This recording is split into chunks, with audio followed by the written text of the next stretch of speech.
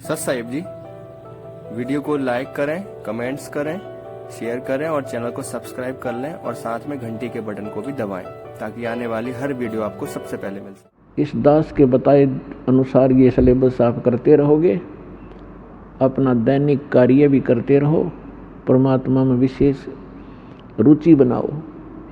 ज़्यादा समय परमात्मा की महिमा सुनने और सुनाने में, मंत्र के जाप करने में, सुबह शाम और दोपहर की जो नित्य नियम बताए हैं उनके करने में ज़्यादा समय लगाओ।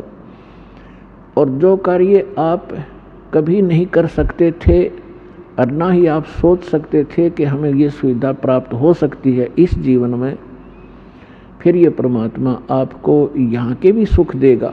लेकिन इन सुखों से आप परिचित कर दिए जाओगे कि इस सुख को प्राप्त करके परमात्मा में रुचि कम मत करना, नहीं तो आप फिर यहीं रह जाओगे और इसका बहुत भयंकर परिणाम आपको भोगना पड़ेगा।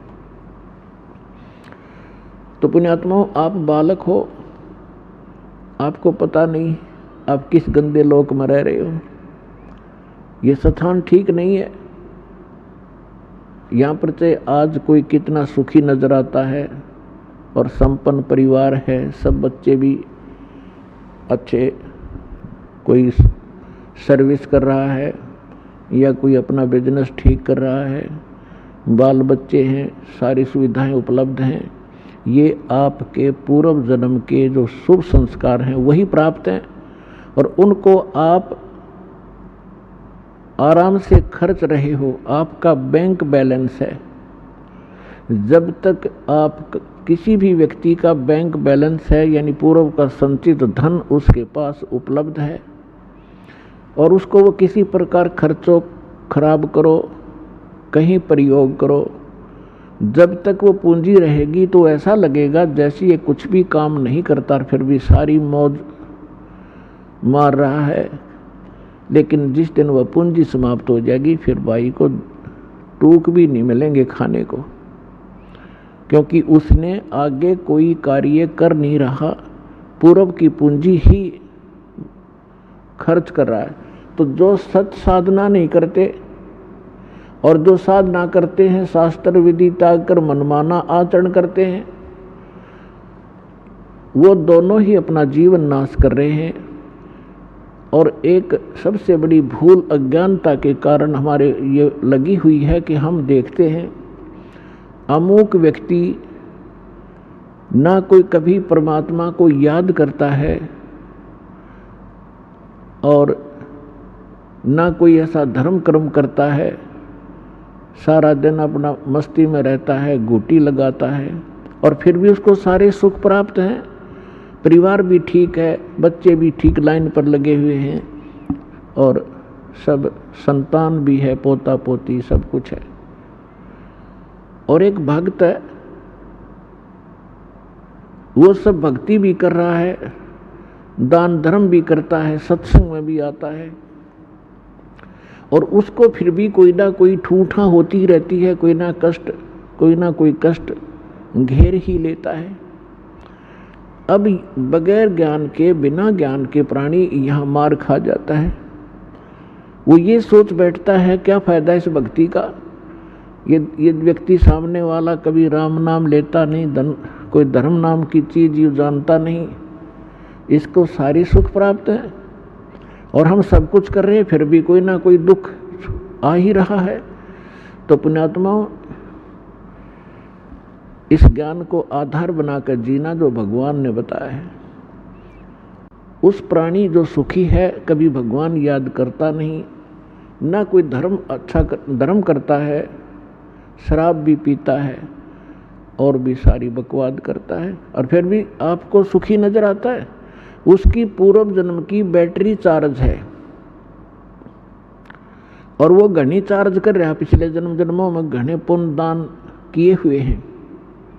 तो परमात्मा किसी का कुछ रखता नहीं है, जिसने जैसा किया है उसका फल पूरा ही देता है। अब जैसे इन्वर्टर की बैटरी चार्ज कर रखी है, आगे चार्जर हटा दिया या चार्जर लगा रखा है तब बिना लाइट के प्लग में बगैर विद्युत के कनेक्शन नहीं जिसमें ला रखा हो, तो वो है जो शास्त्र विधि त्याग कर मनमाना आचरण करते हैं, वो अपना चार्जर उन में ला रहे हैं जिनमें लाइट नहीं है, बिजली नहीं है, नकली पंथों और संतों के पास गलत साधनाएं करते हैं। और जो बिल्कुल नहीं लगा रही चार्जर, साधना करते ही नहीं, वो फिर भी सुखी हैं, तो वो बैटरी चार्ज है उनकी। और जो नकली स्थान पर प्लग, जिसमें बिजली है नहीं, उसमें प्लग लगाए बैठे हैं और वो अभी सुखी महसूस करते हैं अपने आप को, क्योंकि उनकी भी बैटरी अभी चार्ज है, लेकिन वो चार्जर ठीक नहीं है। और जो नहीं लगा रहे वो भी ठीक नहीं है। जब तक उनके पूर्व जन्म के पुण्य चलेंगे तब तक तो वो सुखी नजर आएंगे। और जब शुरू होगा पाप का दौर, कैर पे कैर टूटेंगे उनके समझ में नहीं आओगी अब बन क्यों कर गई, हमारे साथ क्या बन गई। तो भक्तों को इस बात को ध्यान रखना चाहिए कि परमात्मा,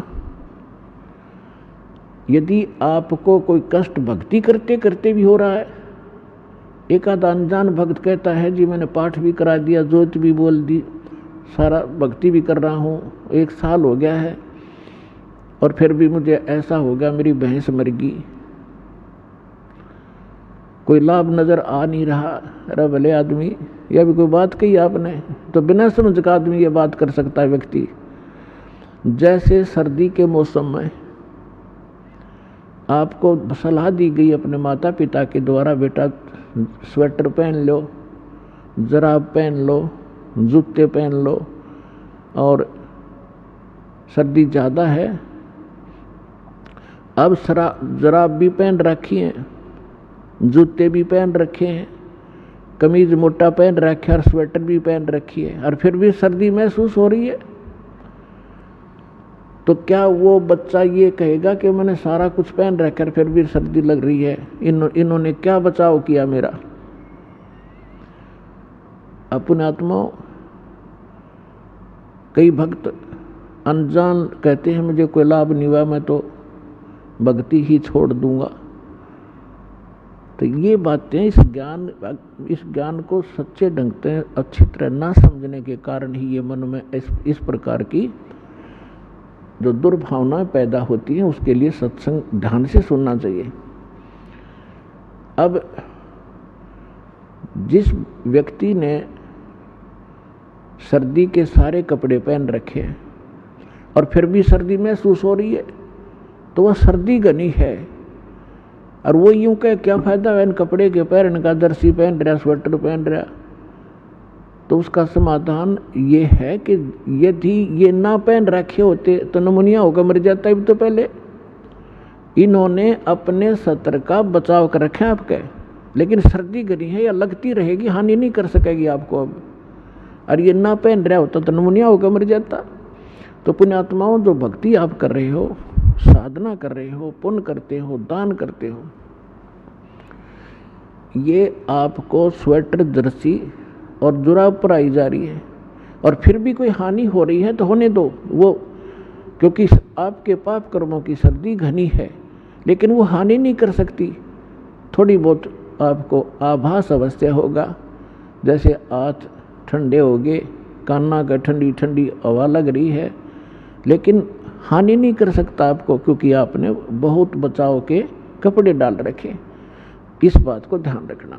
और दूसरी बात यह है कि कबीर परमेश्वर जी कहते हैं हमारा दिल डांटने के लिए, दिल डांटने का मतलब इस मार्ग पर स्थिर रखने के लिए, और यथार्थ ज्ञान बताते हैं।